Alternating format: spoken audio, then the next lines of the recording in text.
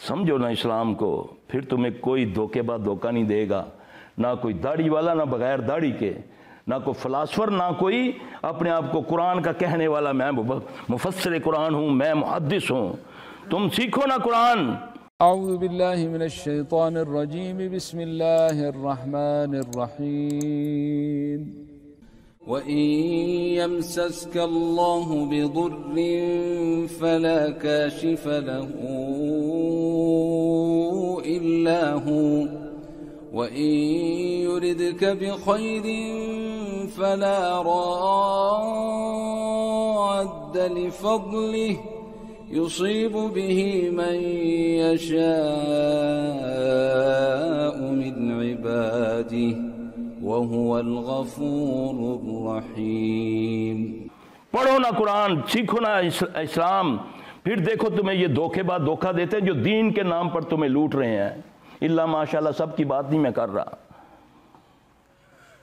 जब तीसरा महीना होगा, 2 में भी रुजू होगा, तीसरे में जाकर अगर हुआ तो फिर तलाक हो गई, फिर तलाक होगी। अब वो 3 माह इद्दत पूरा करेगी, खुला वाली 1 माह करेगी, तलाक वाली 3 माह के बाद जाकर तलाक, वो निकाह ख़त्म होगा, वो दूसरे से निकाह कर सकती है। ठीक है, उससे दोबारा नहीं कर, उससे दोबारा कब होगा?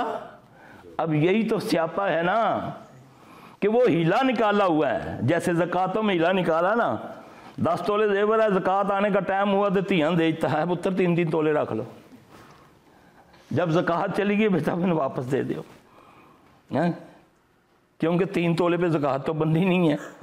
हाँ जी, 7.5 तोले पे बनेगी। ये हीले हैं। और बदबख्त कहाँ से हवाला लेते हैं? वो जी हज़रत अय्यूब अलैहिस्सलाम ने वो अपनी बीवी को जो 100 दुरों की कसम उठाई थी, तो उन्होंने 100 तीलियाँ लेकर उनको मारा था ना, वहाँ से हीला वहाँ से ढूंढा। अल्लाह अकबर, क्योंकि अपने मफाद पर पड़ रहा है ना हीला। वहाँ चिल्ला कहाँ से? मूसा अलैहिस्सलाम 40 दिन के लिए तौर पर चले गए, अब मैं चिल्ला 40 दिन का उनकी उस सुन्नत को पूरा कर रहा हूँ। अब बदबख्तो, दीन के नाम पर इतनी चक्करबाजी की, उम्मत का बेड़ा गर्क करके रख दिया तुम लोगों ने।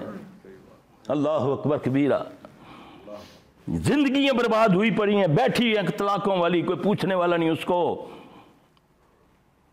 बेवा को तो पूछ लेता है, तलाक का ताना ही ऐसा है। फिर उसके लिए शर्त क्या है? नहीं जी, हीला क्या निकाला? मुझे याद है एक फिल्म एक्टर होती थी बिंदिया, बड़ी पुरानी बात है, मैंने उसका बयान अखबार में पढ़ा था। उसका कोई खामद के साथ मसला चला, तो जब उनका आपस में मिलाप के लिए हो रहा था तो वो कह रही थी, हालांकि वो फिल्म एक्टर थी, फिल्मों में भी आती थी, तो पता क्या कहती हलाल हो जाऊंगी, हलाला नहीं कराऊंगी। हलाला इस तरह कहते हैं कि अगर उसकी शादी होगी किसी और के साथ बग़ैर शर्त के, शर्त हराम है, बग़ैर शर्त के शादी होगी, उसका शोहर मर जाता है या उसको तलाक दे देता है, फिर वो पहले शोहर के लिए हलाल होगी। ये है, मैंने शॉर्टकट जैसे कंप्यूटर में डाला, जिस चाही फ़ोटो ला लेती, जो पीछे चाया लगा दिया।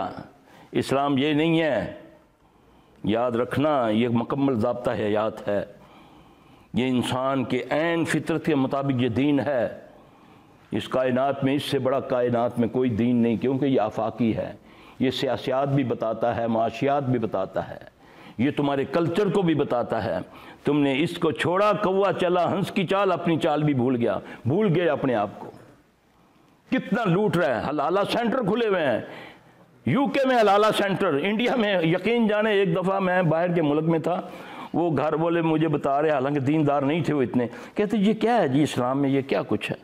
वो एक एंकरा बता रही है जी, बता रही है, इतना मजाक वो उड़ा रहे हैं हिंदू ना, तलाक के मामले में, जनाजे के मामले में। एक मास्टर का किसी दूसरे बंदे ने जनाजा पढ़ दिया, दूसरे मसल, वो भी मुसलमान, मैं नाम नहीं लेता, दिलदारी होती है। एक मास्टर साहब फोत हो गए इंडिया में, दूसरी मसलक के मौलवी ने जनाजा पढ़ा दिया, اس مسلک والے نے فتویٰ دے دیا کہ سب کے نکاح ٹوٹ گئے.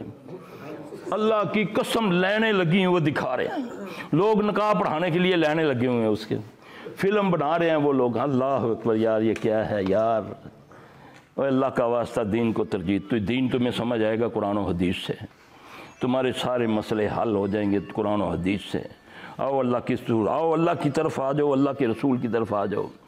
اللہ نے قرآن میں یہ آیتیں فرمائی، نقل کی ہیں. میری آج کی جو حالت ہے نا، فَإِذَا قِيلَ لَهُمْ تَعَالُوا مَا أَنزَلَ اللَّهُ وَإِلَى الرُّسُولِ قَالُوا حَسْبُنَا مَا وَجَدْنَا إِلَيْهِ آبَاؤُنَا.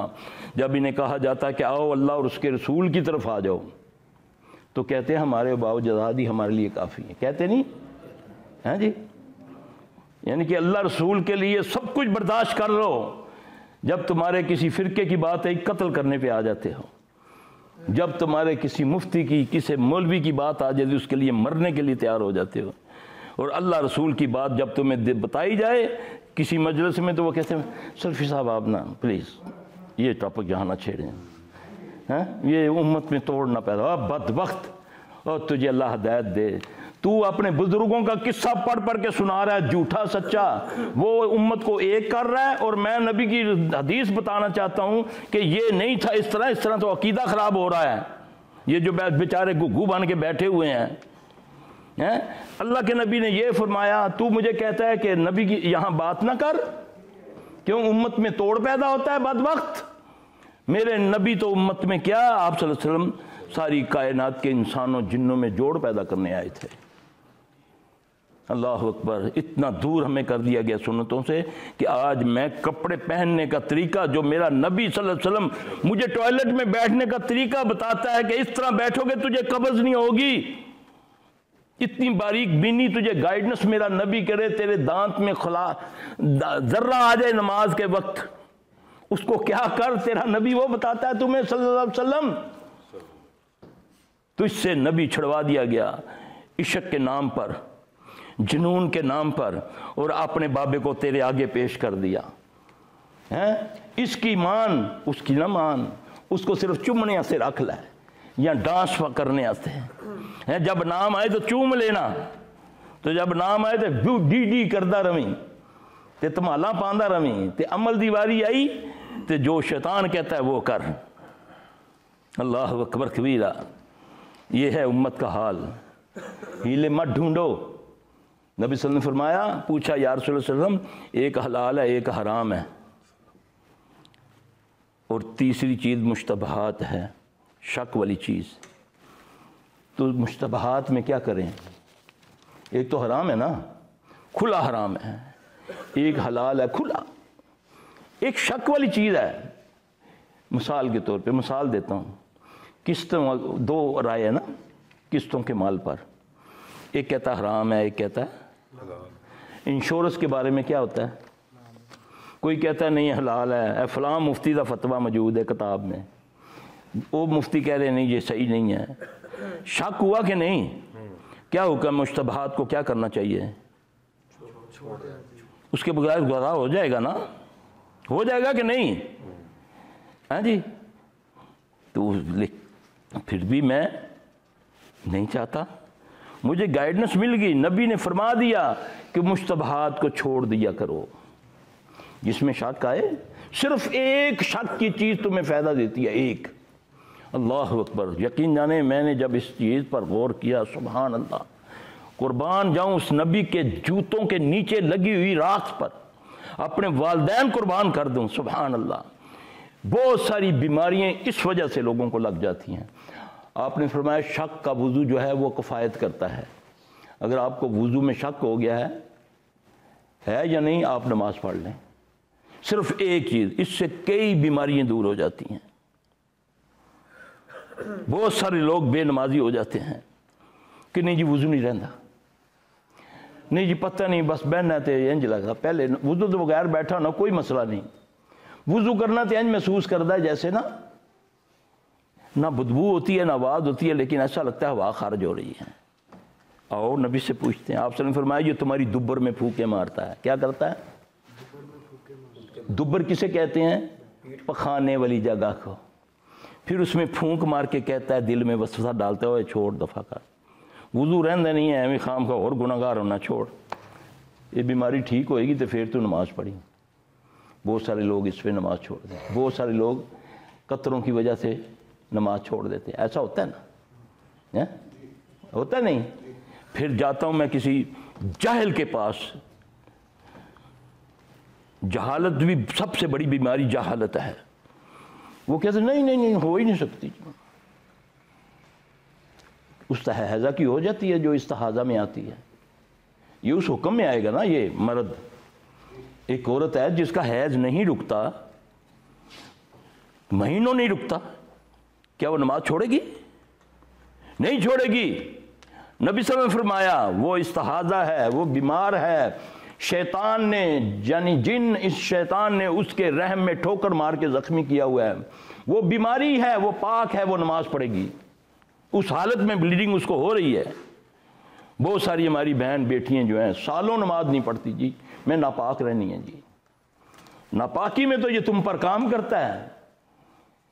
ایک ظاہری ناپاکی ہے، ایک اندر کی ناپاکی، شرک کی، بدعات کی ناپاکی، جس میں ہم مبتلا ہیں۔ جو مرضی کرتے جائیں، قرآن پڑھیں، نمازیں پڑھیں، لیکن شیطان پھر بھی چھوڑنے کا نام نہیں لیتا۔ میرے اندر ناپاکی ہے، نبی کی بات سنتا ہوں مجھے غصہ چڑھتا ہے،